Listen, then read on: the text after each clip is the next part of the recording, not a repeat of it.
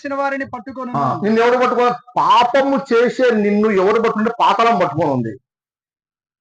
పోలీసులు పట్టుకోకపోవచ్చు, అధికారులు పట్టుకోకపోవచ్చు, లేకుంటే ఈ ఊరి పెద్దలు పట్టుకోకపోవచ్చు, మీ అమ్మ నాన్న పట్టుకోకపోవచ్చు. చిన్నపిల్లలందరూ గుర్తుపెట్టుకోండి, అందరూ గుర్తుపెట్టుకోండి.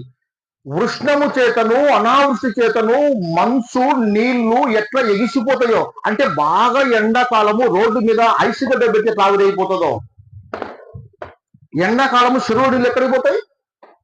చెరువులో నీళ్లు ఉంటాయి, ఎండాకాలం ఎక్కడికి పోతాయి? ఆవిరైపోతాయి. అర్థమవుతుందమ్మా మీకు? ఆ విధంగా ఎట్లా మంచు నీళ్లు ఆవిరైపోతా ఉన్నాయో, అదే విధంగా పాపము చేసే నిన్ను, పాపం అంటే ఆధ్యాత్మికమే, దేవుని జ్ఞాపకం చేసుకోకపోవడం పాపమే, దేవుని స్తుతించకపోవడం పాపమే, దేవుని గణపరచకపోవడం పాపమే, మారు మనసు పొందకపోవడం పాపమే. అర్థమవుతుందా? ఒక మనిషి ఇంకా మార్పు చెందలేదు.